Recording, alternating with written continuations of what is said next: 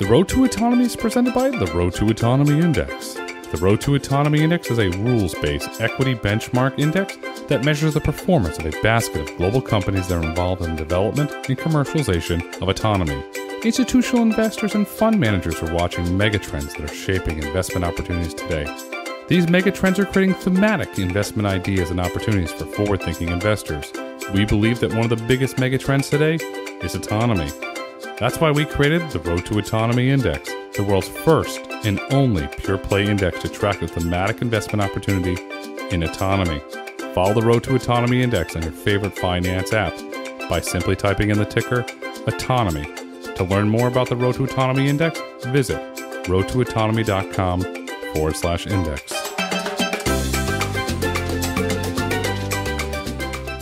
Hello and welcome to the Road to Autonomy. I'm your host, Grayson Brulte. On today's episode, we're absolutely honored to welcome Todd Lewis, Vice President, Prologis Ventures Prologis. Todd, welcome to the podcast. Grayson, thanks for having me on. Excited to be here. I'm excited to have you here because first and foremost, Prologis is a Road to Autonomy Index component company. So we're big fans of what you're doing, and we believe that Prologis will play a large role in the future of autonomy. And second of all, you're building the warehouses of the future, and you're building infrastructure that's going to allow autonomy to scale. Not just autonomous trucks. You're going to play there with autonomous vehicles. You're going to play there with robots inside the warehouse. You're going to play with yard trucks. And frankly, all forms of autonomy from our research and reading your public documents seems that you're well prepared for that. So Todd, to kick things off, how is Prologis approaching the future of autonomy? I laid out a pretty aggressive vision there. You know, it's interesting. So I've been with Prologis now for about 3 years. And when I joined, we started talking immediately around how autonomous vehicles could impact our footprint and how our customers are going to be leaning in on this technology to drive transformational impact across their businesses. Before joining, I was at UPS for 8 years and I wore many different hats. But in part of that role, the last 3 years over there, I was working hand in hand with our transportation teams to think through what would a future of UPS look like had it adopted some form of autonomous vehicles and delivery into its own network. And so I understood very well how impactful this type of technology can be to a day-to-day logistics operation, let alone in commerce in general. And so at Prologis, fundamentally speaking, our role across many of our customers' footprints is how can we be an accelerant for adoption for things that can be transformative to their bottom line, to their top line, to their day-to-day growth. Because we want to have customers that can thrive using our existing footprint today. Seems a bit cliche, but that is by design why we're excited about leaning in on these future type technologies. Now, our role in autonomy as we think about infrastructure is that where vehicles start and end is usually our yards. They come and they leave Prologis centers and facilities every day. And because of that, we are inherently interested in making sure are our facilities capable of accommodating the latest and greatest technologies on over-the-road autonomy. And it's fascinating when you start to unpack how infrastructure plays a role in the adoption of, especially in the earliest days, of AVs. Because AVs, as many people know, are really geofenced around where they can be used today. From a regulatory perspective, there's corridors that are going to open up across 40 and 10 in kind of the sunshine states that will light up first. And that's fantastic. And so making sure we have a plan in place to support that infrastructure and the needs of those AV vehicles, it's an accelerant for our customers. So we're excited about it. Long term, it's about making sure the infrastructure can support it, per my earlier comment. And that means having things like access to fiber, having things like wide berth entries and or lighted entries, making sure that there's stoplights coming in and out so you're not doing unprotected left-hand turns. What's interesting and fascinating about autonomy in its current state is that not all autonomy is created equal, which, as many people know, an unprotected left-hand turn coming out of a facility across multiple intersections is not simple for an autonomous vehicle to manage. Some folks do it via teleoperations. They'll have somebody on a computer screen that'll pop into the truck digitally, and they'll drive itself out of the parking lot. So again, these are nuances and things that infrastructure has to start thinking about. And an infrastructure partner like Prologis has to start thinking about as we design all of our future sites and even think about even retrofitting some of our existing sites to accommodate our customers who are adopting this tech early. Do you keep autonomy and autonomous trucks and vehicles at the back of your mind when you're developing a new site or working with your customer to retrofit it, and then say customer A, well, Todd, we might be there 10 years, but your real estate's going to last 50, 60 years. Do you start to build it in now so when your customer decides, hey, I want to turn it on, it's already built so you don't have to go back and retrofit it? The answer to that is yes, absolutely. We actually have a brilliant team at Prologis that's our global research team by someone with Melinda McLaughlin, who you might have seen her before. She's brilliant. She's got a whole team behind her that have actually done a tremendous amount of research on our existing footprint. So 1.2 billion square feet, right? What part of that square footage today is highly ripe for early day automation use, AV use? And so we've done a bunch of research that says, here is the footprint that you have today that is likely to have AV units moving in and out of your facilities in the shortest amount of time, which is great, right? So we start there on the research side, understanding our existing footprint. And then when it comes to unpacking, like thinking in the back of our minds, like, hey, are our customers, think about this, this is why we exist. This is like the Prologis Ventures team. This is why Prologis does invest very heavily into making sure that we are staying ahead of what's next. It's kind of our tagline, but it's true in the sense that the customer that's in there today may not be using Autonomy, but we have them as a customer for 10 to 20 years. And we have to be thinking of that next partner. And if there is a partner that's 20 years from now, certainly they're going to be using the latest and greatest technologies to help drive their operations. And that's Autonomy.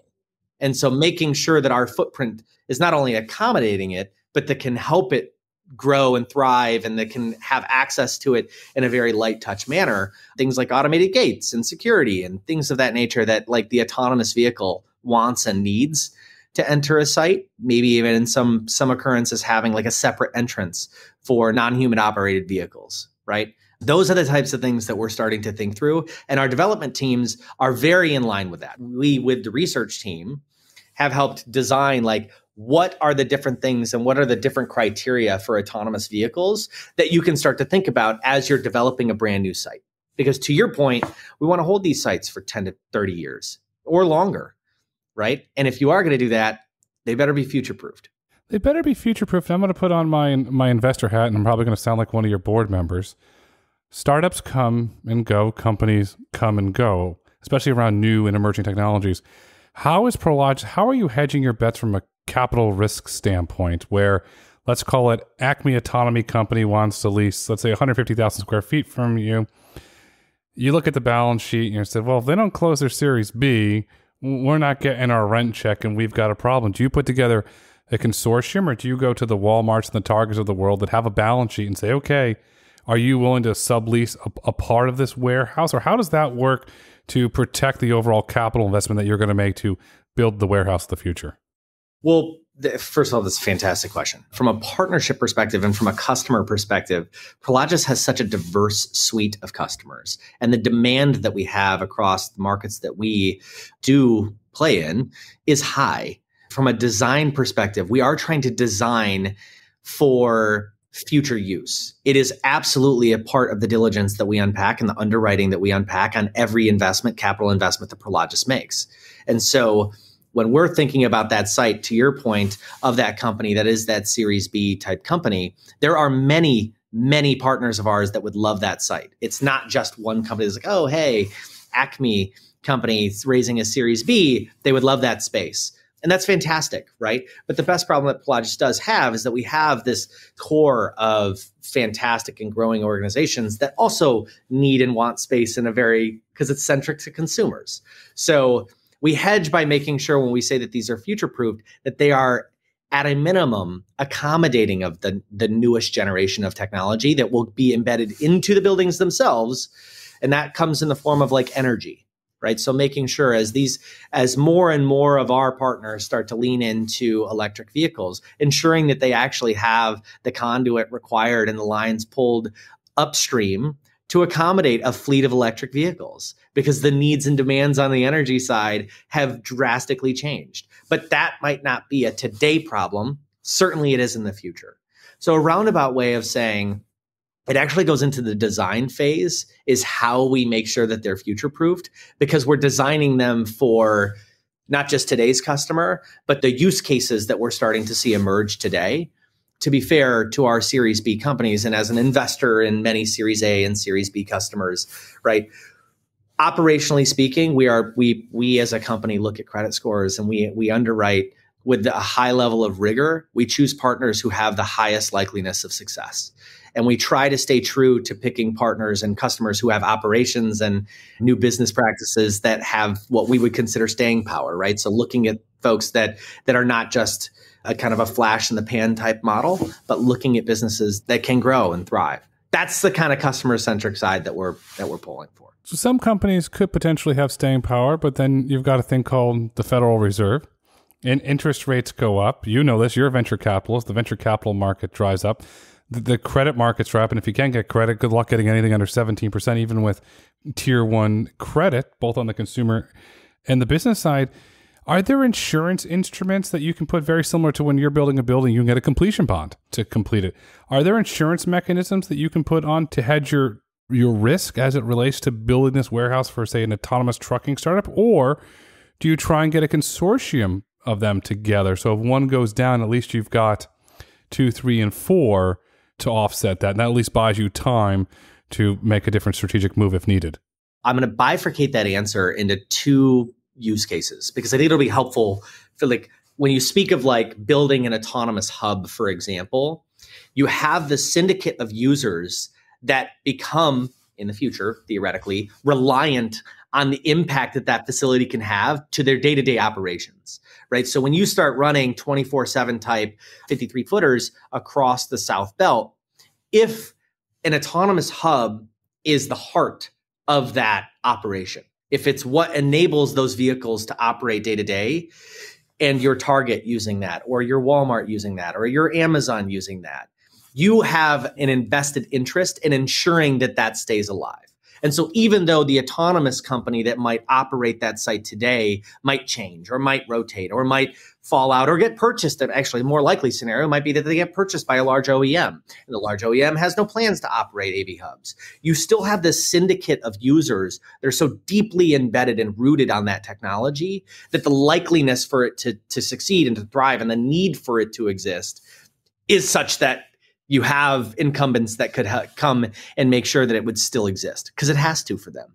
And that's the power of autonomous vehicles, really. When you start to think about, like, to us, we think of it from like, what's the wildest use case that could absolutely become a thing where it drives a tremendous amount of impact? Well, coast to coast, think LA to Savannah type operations on a 24/7 cadence with no driver, right? The time savings alone on that particular route could be immense. Now, again, running port to port is kind of nonsensical in that, like, why would you do that? But you get the point. The point is, as you start to look at like coast to coast use cases, you start to see where these hubs play like a key role in the rollout, pun intended, for those types of operations. It all goes back to, on the AV hub side, the syndicate of users is incredibly powerful backstop because it makes sure that there's lasting power against that site on an as needed basis.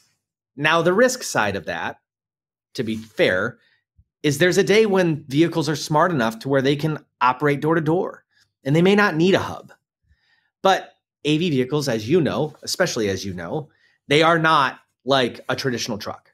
They are smarter. They are a driving computer and a brain. And they require a different subset of attention and repair and maintenance and even data downloads on a very regular basis to keep them operating in a form factor which is safe and reliable. And I'm sure from a regulatory perspective will be demanded by the governments that will support their use on the road. I say that to say there is a world where those AV hubs are a requirement. For us, we are looking at ensuring that those partners that are using them today, that as we build those hubs out, that we're looking at the right partners that have the right subset of customers who are our partners, because our customers are the ones that are going to use them. And so we see it as value stack, not only to the AV provider, but also to our customers who are the end users. So I wanted to answer that in that form factor from an autonomous hub perspective, because I think that's an important distinction. On the flip side of that, if you thought of these as transportation stops, right, as a service center, those are a very tried and true model and form factor that has been used for decades across the industrial sector. And the question around them is really location.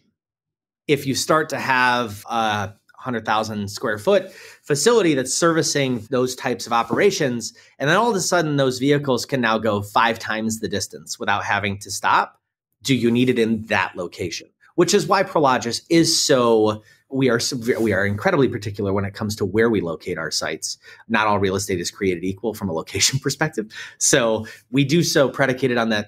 If it's not servicing the transportation side, that it still has that fallback of, and even forefront of being centric to the consumer, to where many partners would want that space, even from a delivery perspective, from a service perspective, et cetera. So hopefully that gives you like the redundancy build around how we pick sites and then what they're built for and how we build them, builds out this syndicate type user base that allows you to say, okay, today it's being used for this, and that's fantastic. But in 10 years, if that use case falls off and now all these autonomous trucks are just going hub to hub or a dock door to dock door, and you don't need hubs, which there's an argument to be made that that's not a thing, there's a backstop of users that are already hungry for that space, which are really traditional Prologis customers anyways. You're hedging your bets, and it's as an investor, it's very wise. Well, now I'm going to throw another scenario out at you, and this is based on publicly available data. There is a shift globally, especially here in the United States, of cargo moving from different ports. We're seeing a big shift from the West Coast to the East Coast. You mentioned we are seeing the shipments, Port of Savannah go up to Port of Everglades, to the Port of Miami, Port of Charleston, because of the union issues that we're seeing in British Columbia, we're seeing in California. How do you prepare for that trend? And then on the backside, from a risk perspective, what happens if all that cargo then goes back to those West Coast ports? Because you can't just pick the real estate up, put it on a truck, and move it to a West Coast port. What do you do with that standpoint? So I would say when you look at the port and the performance in the ports, right? For Prologis, the ports are a nice to have as it pertains to being close and centric to volumes, right? But from a real estate perspective, our center is around the customer. And the customer not only being the Walmarts of the world, the Amazons of the world, et cetera, but it's their customers. And so while demand and the flow of goods over the ocean might move from which port its point of entry is located, the delivery points don't change, because consumers, unless you have this mass migration from coastal into your center of the heart of the US, that would drive a unique change that we would not foresee, right?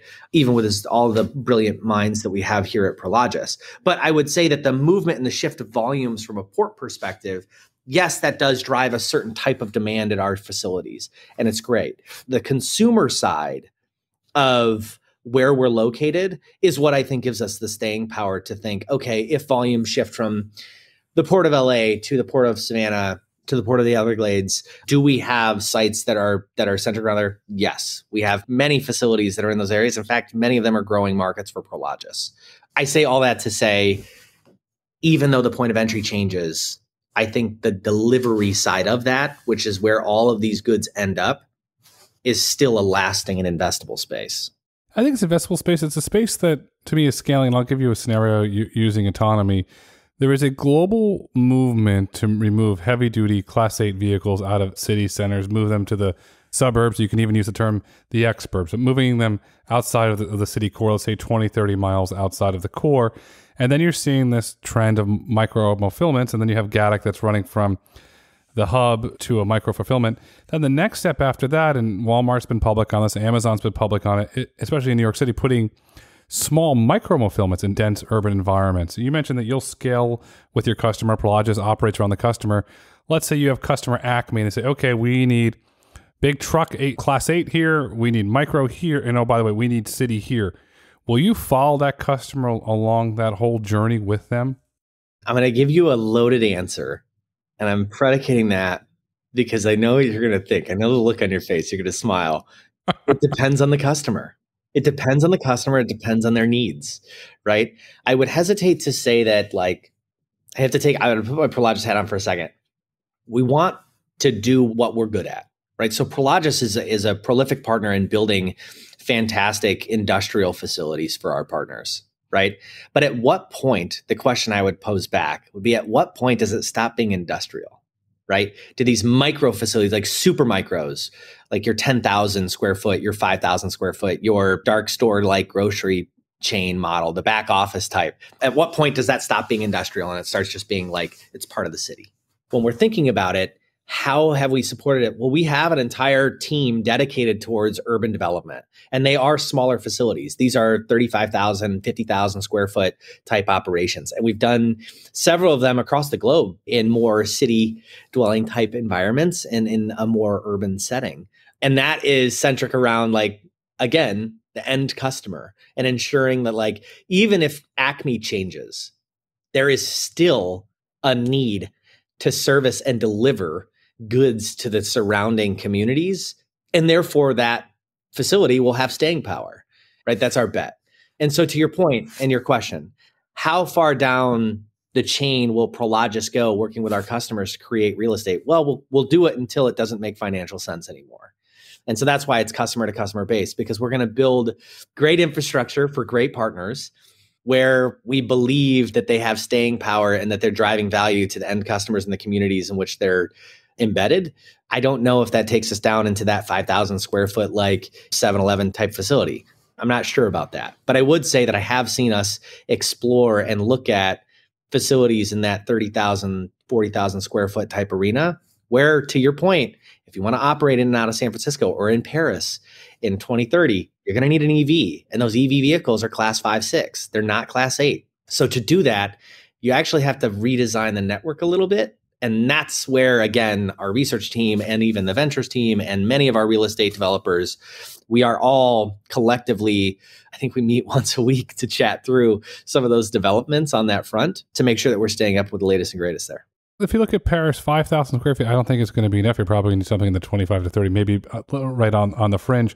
Around the electrification, this is a public statement in one of your corporate filings that every new development will be EV ready this year in 2023 by Prologis. Mm-hmm. What do you do to those existing ones where if you look at Paris where you have to go electric, do you have to call Mr. or Mrs. Utility and try and get all the power now? Because as we know here in the United States, it takes a very long time to get power, especially the type of power that your customers are going to need. Do you start that upgrade process now?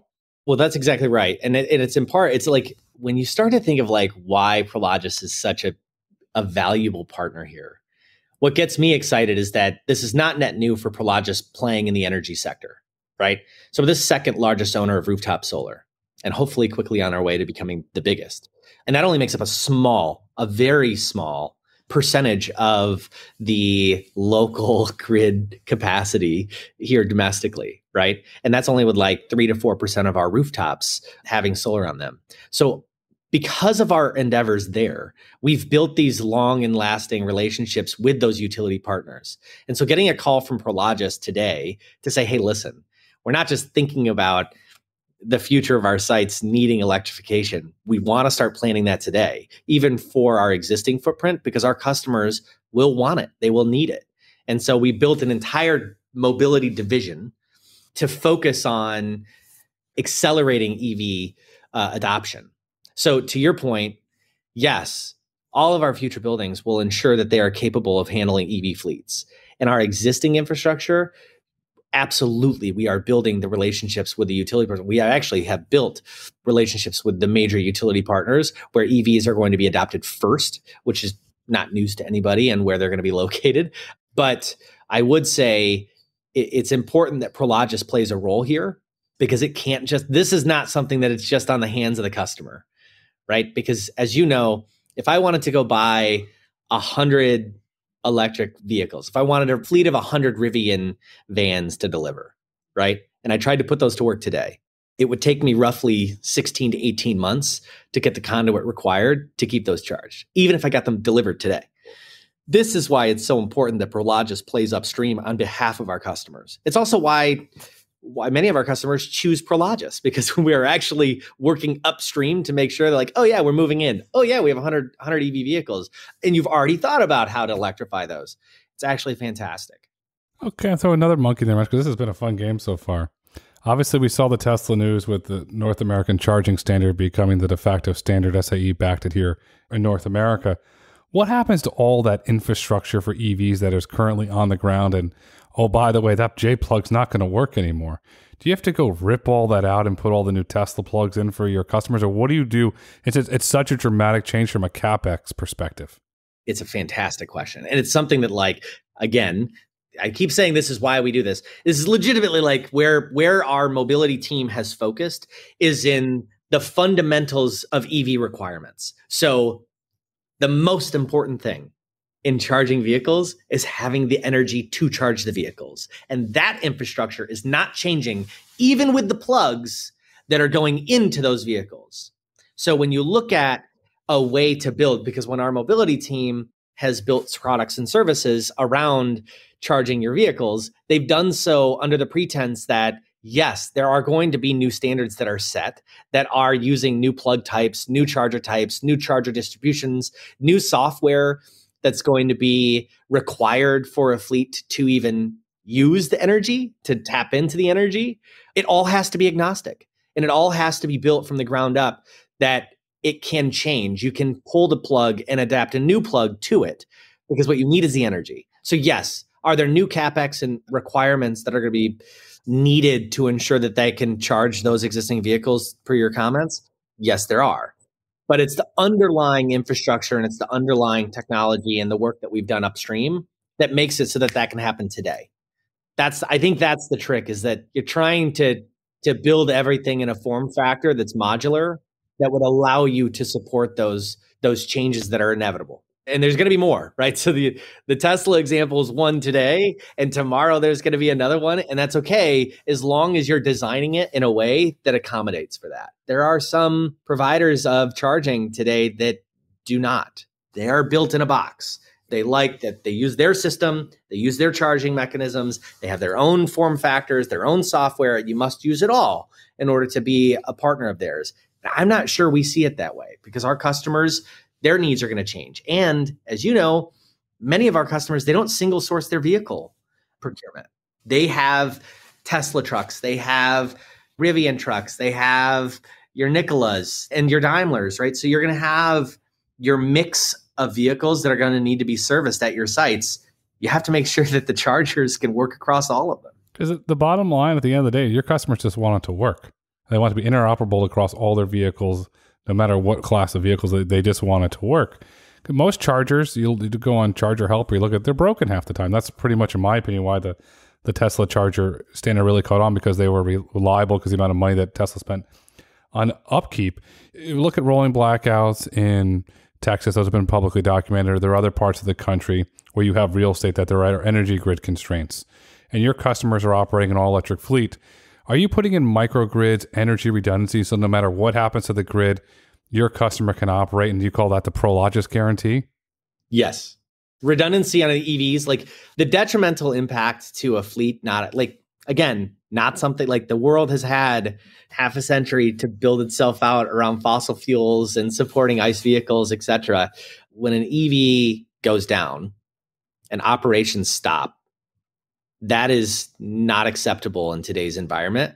And so you must have redundancy. And this is where, again, ensuring that you have solar access, ensuring that you have alternative power sources and power storage systems on site to ensure that they can have access to energy on an as-needed basis. These are all things that Prologis is not just exploring, we're investing in.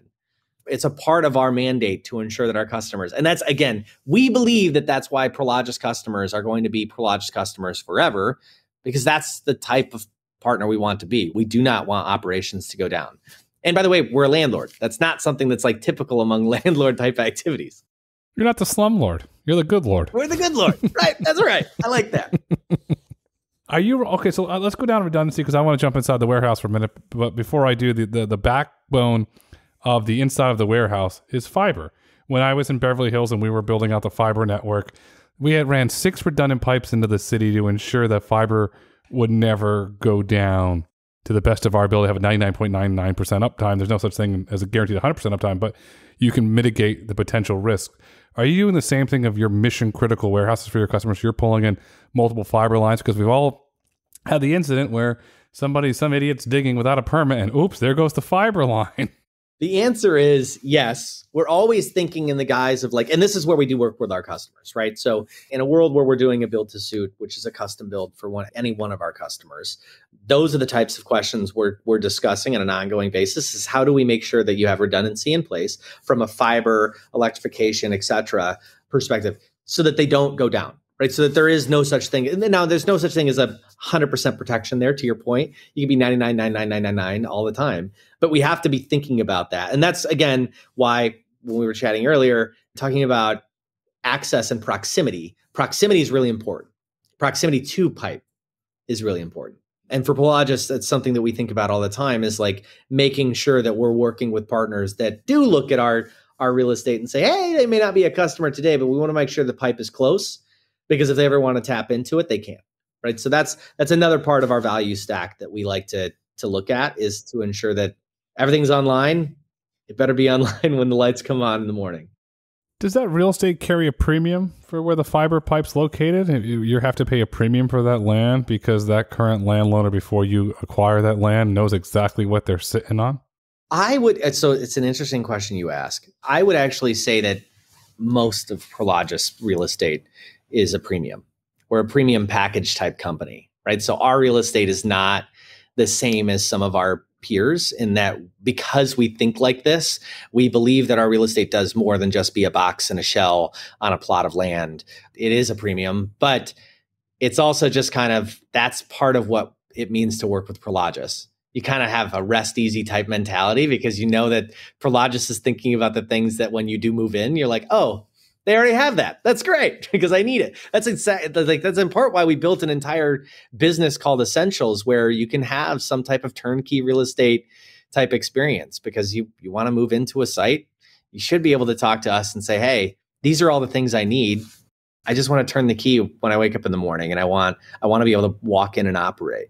I know by Wall Street definition, Prologis, you're clarified as a REIT, but I look at you more as a technology company, because you're always innovating, and friends of mine that are your customers and pay you a lot of money for your real estate, they like having everything working, and that's the bottom line. Let's go inside the warehouse. So by 2027, it's projected that 26% of warehouses will be automated. By then, what percentage of Prologis' warehouse will be automated? Are you going to say 50, 60? Where are you going to be on that trend line? I'm going to go way too nerdy here, but let me dissect what it means to be automated, because I think what the world thinks of is like, oh, you're going to have an automated facility, which what they think is when something shows up, the dock door automatically rolls open and it just eats all the goods and it comes out the other side completely sorted and kitted out for delivery, and nobody was working inside the facility. I think that's what I would consider like a lights off automation, right? That is not what the world is referring to on the 22% automated facilities. Right now, only about 5% have some form of automation. And that can be any form of automation. And that could be like a pick wall. And a pick wall being this automated way to light up and notify your frontline staff, hey, this is where these goods go. Or auto baggers, right? Things where it automates a part of the process, where it can literally, you put it on a belt, you kit out the order, you put it on a belt, and it auto bags that for delivery. Fantastic. That's a form of automation that a lot of industrial partners and customers and users today don't have access to. And so when I think of what percentage of Prologis will have some form of automation, yes, I do believe it's in that upper echelon number that you were referencing, to the 50 to the 60%. Because I also, now Prologis hat off, I also think of us as a technology company, because I believe that you have to enable automation in order for it to be properly utilized. It's the nuances that matter. When you think of Kiva, and when you think of Locus, and when you think of all of the different automated systems and AMRs in particular, autonomous mobile robots that will be skirting in and around a warehouse, one of the things that makes them work is extremely flat floors. And wildly enough, Prologis has done a prolific job at creating and maintaining very flat floors. And you would think, like, Todd, anybody can make a flat floor. And that's not true. This is not true. In the world of industrial, there are many warehouses that you walk in and they're not even. And that makes it very hard for these types of automated systems, which are highly sophisticated, to roll around safely in an environment that's filled with humans. So again, when I start to think about your comments around what percentage of Prologis will be automated or have some form of automation, that's how I would classify it, a very high percentage. And hopefully we are doing, as a partner to our customers, we're doing a better job at accelerating that adoption. Because the one thing we do want more than anything is for our customers to have better utility out of our properties than any of their others. We want them to get the most out of a Prologis building. We want them to continue to innovate and drive automation and or to drive efforts to create efficiencies inside that facility. It makes our real estate more powerful to their operations. I think that's fundamentally part of the reason why we do it. How do you upgrade to enable autonomy inside the warehouse? Do you have a flooring expert that goes in and rips the floors out, make sure they're flat floors? Do you raise the ceiling? Because the autonomous robots, they can operate at high heights. Do you completely basically just take the existing landscape of the perimeter of your real estate and just rebuild it for the future? What does that look like? So, okay, we're going to talk greenfield, we're going to talk brownfield, okay? Because there's two different ways you look at autonomy and autonomous, like automation inside the warehouse. Let's just put it that, right? And you can see I'm starting to get excited because I love to nerd out at this. I spent so many peak seasons inside UPS warehouses working to unload boxes and load boxes and all this stuff. I was looking at different ways. And by the way, UPS is a brilliant company. And the automation that they have inside their warehouses was great. And it was still inundated at peak season with there's millions of goods that need to move through a system. And so there was a lot of room for improvement from automation perspective. Now, how does Prologis accommodate that versus how is autonomous systems going to operate inside the existing infrastructure that exists today? So let's talk brownfield. In the brownfield environment, a lot of the automation providers today are building systems that work and thrive within the existing environment. You do not need to raise your roof. You do not need to even change your aisle designs and layouts. You may need access to power to charge some of these units if they're not, in some cases, like some of the autonomous forklifts, they're still powered by fossil fuel. But in some cases where they're not and they're electric, you might need more power, which again is something we already talked about in Prologis' endeavors to make sure that we're accommodating that. But when you start to think of how you enable automation, it really is two parts. The first is education. It's making sure that your customer base, which is wild as Acme snowblowing company to Amazon fulfillment, right? It is everybody in between. And yes, some of our largest partners have entire suites of teams and divisions that are focused on the latest and greatest emerging technologies. But some of our other customers do not. They don't have roboticists on staff. They don't have machine learning experts. They don't have AI experts. And that's not a fault of theirs. It's just a byproduct of they're fantastic operators. They're running a great machine. But can Prologis be a partner that comes in and introduces, hey, have you thought about a locust bot? Because your frontline staff today is walking 17 miles a day across your facility. You could get twice the amount of capacity out of that individual, and they would walk 1/10 the amount of mileage. So they go home happier and healthier. They're twice as productive, and you're using the exact same square footage. Like those are the types of things and the power that automation can provide in a brownfield environment. Now, mind you, it's not like Locust is saying you have to redesign your entire warehouse. You have to have certain requirements from an infrastructure perspective for this to work. The flat floors is just something, honestly, it was more of a by happenstance. We were just really good at it. And then the automation provider was like, hey, just so you know, all of my stuff works in your buildings. And it's not like wild across the board. You guys have done a really good job at doing flat floors. We're like, oh, that's kind of great. It wasn't like a designed, like we were thinking about automation. We just did it great. And now that we know that that's a driving factor, we're proud of it. But anyways, that's the brownfield environment. In the greenfield environment, it's very different because you're starting to get into conversations that fall traditionally outside of a real estate conversation. Right. So when you're talking to pick anyone, any name of a big customer, they're traditionally like, hey, I need to service this area, this location. What location? And what are you trying to accomplish out of that facility? And if you want to design it for automation, what in particular do you need out of the infrastructure to support that? So some of our more sophisticated buildings, yes, taller ceiling height, clear height is important, right? That 40-foot clear type facility that can have the latest and greatest auto store-like operations inside it, fantastic. Those same partners they're investing a tremendous amount of capital into making sure that they have a very well-oiled machine out of that facility.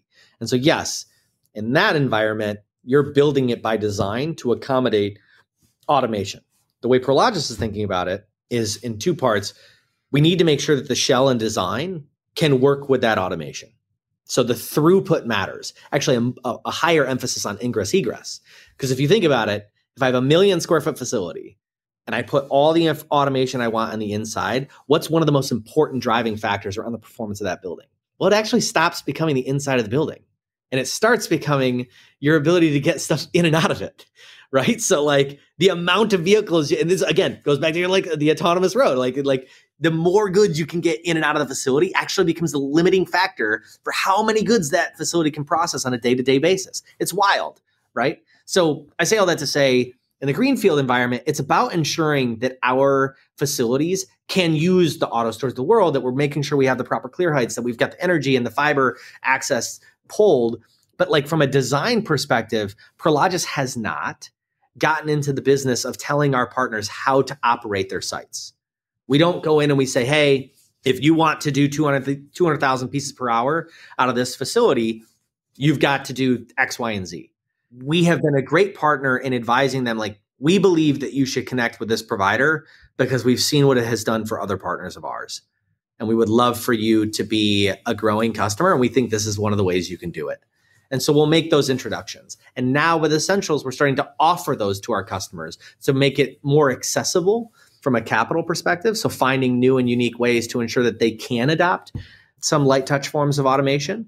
But that's all part of it. That's all part of the journey for Prologis to use our real estate, in your words, as more of a tech partner and making sure that they're going to be around 10, 20 years.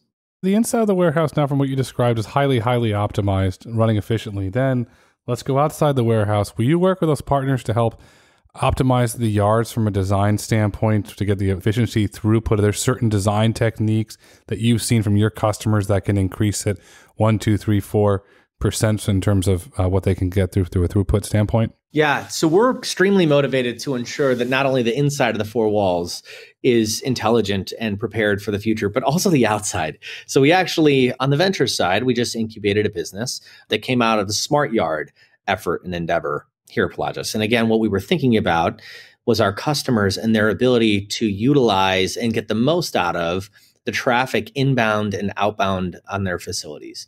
It was started because of a new regulatory and compliance pass down in LA.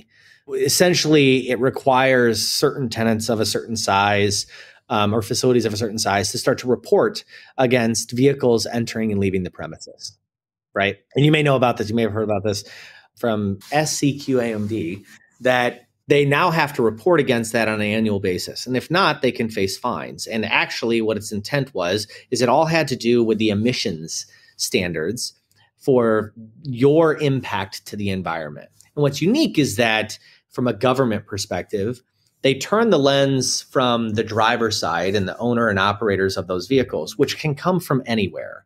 And they said, man, they're coming from all over the board. They're coming from Arizona. They're coming from Texas. They're coming from wherever. And that's not a shot at those guys. I was just saying they can come from anywhere. And it's very diverse because many fleet sizes are 5, 10, 20 trucks, right? And they said, well, it's really hard from a regulatory perspective to get them to report. So what we're going to do is we're going to say, you know who's not moving? Mr. Customer, Mr. Tenant, Mr. Industrial User, right? So we're now going to force them to report against the vehicles entering and leaving their premises. Well, this is a new challenge for our customers. Something that Prologis is like, whoa. If you're going to lease from us and you're going to be a partner of ours, we don't want you to all of a sudden face a $500 million fine at the end of the year. That would be a terrible customer experience, right? And it's not something that's like, this just went into place in January. The fines, like all these things are still kind of fleshing themselves out. But it immediately got us started around this idea that we should be investing in technologies that help our customers accommodate these regulations as they come in. And operationally so, there are some huge benefits towards lighting up the entry point of the yard.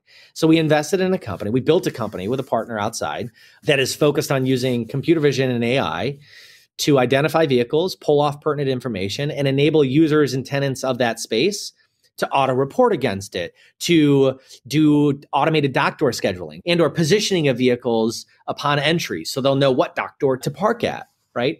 And now once you have that information, you can marry it with the inside of the building. So many of our customers will use WMSs or technologies that help them operate their inside of the facilities. The challenge is much of that technology has not communicated with the outside world being the yard, because the yard really hasn't had a ton of tech. It's like an untapped space. It's like a parking lot. There's not a lot of rhyme and reason, but if you organize it the right way, things seem to work well. But as soon as you start to automate the inside of the four walls, you should be investing in the outside, in that yard space, to make sure that you're capitalizing on what you've just invested in inside. So the yard plays a huge role. Also, from a tracking and tracing perspective, knowing when goods arrive and when goods leave, and knowing what vehicle types are arriving and what vehicle types are leaving, that's really important information that our customers can use to, again, enhance their day-to-day operations. So we invested in a company that had done that, or is building that, I should say, with some great partners of Prologis, a huge footprint, to help enable that type of technology in the yard. So yes, it's paramount to us, and it's something we're extremely excited about. It goes back to the theme, you're optimizing the experience for your tenants at the end of the day. That's right. I mean, there's no other way to say it besides optimizing it. Yards, there's a lot of movement now around launch pads and landing pads for autonomous trucks. Obviously, that takes space. Do the yards of the future get bigger to accommodate that, or are the trucks going to have to learn to work within the constraints of a typical yard? I think that's a really fascinating question. It's one that as I sit and ponder about my experiences in a yard and thinking about the autonomous partners that we've worked with to understand, like, what does a pre-launch safety check look like? And what are the requirements of a future pre-launch for an autonomous vehicle? How is it different than traditional, logistics providers and or fulfillment providers and or truck stops, you name it? And I think fundamentally speaking, safety checks and pre-launch type checks are core to operations and across many of our customers. And that footprint that's used right there, it's a standard operating practice, right? So there's already space that's being designated for pre-launch, right? In many cases, not all cases, but in many cases there is. And I think part of it is ensuring that same location has the technology that will allow a pre-check and autonomous set. So, I think there's going to be a digital check from a regulatory perspective. I know there's many conversations that have happened that will require vehicles to go do a self-check, a health check, a safety check. Whether or not you have to have a human walk around the vehicle is another question. But for now, the thought is that existing footprint where folks are using it for safety walks, you can do the same with an autonomous vehicle, but you have to make sure it has the data pool necessary to accommodate that. It has to have either the Wi-Fi or the internet access required to do all those safety checks instantly. A lot of these trucks like to dump that held intelligence at those pre-launch type launch pads. It's a way of constantly gathering information and holding it without having to shoot it all through the cloud, because it's cost prohibitive. It's a very expensive endeavor to send everything up into the cloud all the time. So the best way to do that is to have a site where when you go to that launch pad, it can eat all the data it needs in a very cost-effective manner, in a very fast manner. So whether that's a physical plug and or having access to a very micro type network where you can tap into and these vehicles can dump all the data and or upload the latest. So if there's been an incident, if there's an accident, if there's red cones, if whatever it ends up being, those vehicles are intelligent enough to have the latest schematics there. So again, I say that to say, I think the existing infrastructure can work. I think. And I think that with minor modifications, it'll adapt to the AV use case. The biggest question is that human interaction, because you're going to have truckers and you're going to have trucks. And they're two different things. And so you're going to have the interoperability of, like, can they both commingle? Does an AV truck know systematically what to do? But what happens if somebody parks in its way? And this is not something that's like in the AV sector has been a huge problem, but we've seen it in some of the mobile robots that have been like doing sidewalk deliveries, right? That interaction with the human element is something that I think over time will have to be fleshed out a bit in order for those systems to work properly. That comes down to a design standpoint. Do you have to design where you split the yard, half of it's automation, half of it's human driven? When the fiber to me is going to be the key to this. I think your existing real estate can work. I visited Daimler Torque out in Albuquerque, and they called it old school sneaker net, where an individual will go to the truck, get the hard drive, run it in, and they had an Amazon Direct Connect and upload the data. United does that. They call it sneaker net. So I call Torque. So you got sneaker net. They said, well, eventually it's going to eventually be automated, but today it's that. But fiber becomes the backbone of that. Todd, putting this whole conversation into context, in your opinion, what is the future of logistics? I think the future of logistics, oh man, it's such a big question. right? Because like I could paint this grandeur vision of how logistics works for consumers, because that's what it does, right? Logistics doesn't exist just for the sake of we like to move stuff around. There's a purpose and there's an end customer in mind. And I think when you center around the end customer, you center around what type of future will drive a better experience. And so is that faster delivery? Is it better on-time delivery? Is it more access to a more diverse suite of goods? Is it a more flexible means for delivery and or even self-pickup, right? The one thing that I think is interesting about the future of logistics is I think that it's starting to collide with communities in a way that I don't think it was 20 years ago, right? Even 50 years ago, whatever, however, like it's not that long ago. I think the new sense of you and I being able to procure anything we want at any given point in time and wanting it on an expected 2-day basis actually means that I also have to be okay with the fact that I'm going to need infrastructure in my world close to me so that I can get access to those goods. But that infrastructure can't just be like a warehouse, right? It has to do more for the community than that. So I think there's this like when I think of the future of logistics, I think of how it interacts with modern day society and the consumer expectation. And that like we're naturally obsessed with our customers who are naturally obsessed with their customers. So naturally we're obsessed with their customers as well. And I think of like, again, all of those things around better reliability. I want to be able to order something and know that it's going to show up at my house on time and undamaged. And the larger the goods, traditionally speaking, the more damages there are. And I don't think it's going to change that customers are going to start ordering smaller things. I think what's going to change is that the networks that service those goods are going to get smarter. They're going to get faster. They're going to be more reliable. They're going to have less damages. And the staff that are working them, this is important. Now, I grew up in rural Michigan, right? I grew up in kind of the south part of the Mid. This is a genetic thing. I apologize. I have to do it. But where I grew up, the folks that power logistics today, that power e-commerce, those millions of frontline workers, I don't see their roles going away. I see them evolving, and we see those roles becoming more technology enabled, right? Technology is now a language, right? It's like it's embedded in us when we're young. If anybody that has kids, the fact that your 6-year-old is better than you with your own phone is wild, but it is a fact. And so the future workforce, I think when you think about how they're going to manage these, what you would consider a blue collar job today of moving goods, in the future, it's going to be, there's still a need for roles there, but I think the scope of work that they're going to complete is entirely different. And they might manage a suite of systems that are doing manual work that they can still manage and they're still going to interact with, but in a way that's entirely different than today. And hopefully those are higher paying jobs. Hopefully those are higher skilled jobs where career advancements can start to percolate here, where it's a fun career and not just a job. I think that I get excited about the future of logistics because I can see firsthand what a first-rate experience, or first-class experience inside a warehouse can look like. And it tickles me to think that there are hundreds of millions of people that manage these tasks on a day-to-day, and they're all going to be upskilled and up-leveled in some way over the next 5-10 years, especially in 10 years. So future of logistics, it's a combination of people and technology and making sure that you have, selfishly, the infrastructure to support it all. Without infrastructure, this all collapses, and what you're developing at Prologis is a better experience.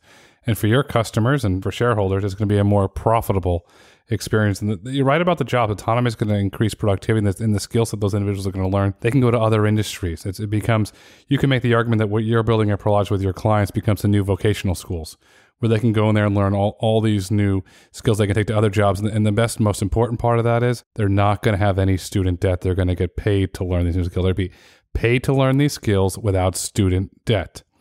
Todd, this has been an absolutely fascinating conversation. We went all over the map and we had a lot of fun. I learned a lot. And as we look to wrap up this insightful conversation, what would you like our listeners to take away with them today? You know, honestly, I think if I had if I had one thing for listeners to take away from a Prologis perspective, I would say this is not a lonely endeavor.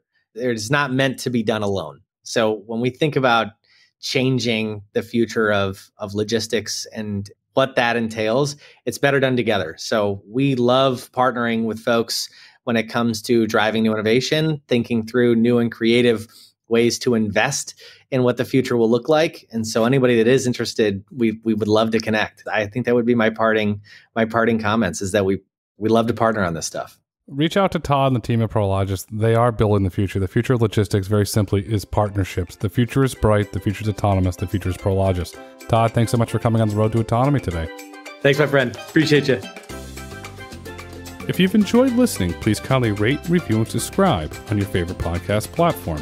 Want to get in touch? Follow us on Twitter, Instagram, and YouTube at Road to Autonomy, or email podcast@roadtoautonomy.com. The Road to Autonomy podcast is produced by the Road to Autonomy LLC. The views and opinions expressed in the Road to Autonomy podcast do not necessarily reflect those views of the Road to Autonomy, its subsidiaries, its shareholders, directors, investors, or partners. The content discussed on this podcast is for informational purposes only and should not be taken as legal, investment, tax, or business advice. Nothing is a recommendation that you purchase, sell, or hold any security or other investment, or that you pursue any investment style or strategy. The content of this podcast is presented on an as-is basis with no warranties, express or implied, of any kind.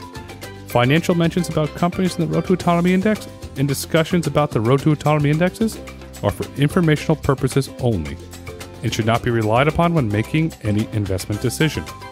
Furthermore, an inclusion of security within the Road to Autonomy Index is not a recommendation by the Road to Autonomy Indices, LLC, to buy, sell, or hold that such security, nor is it considered to be investment advice.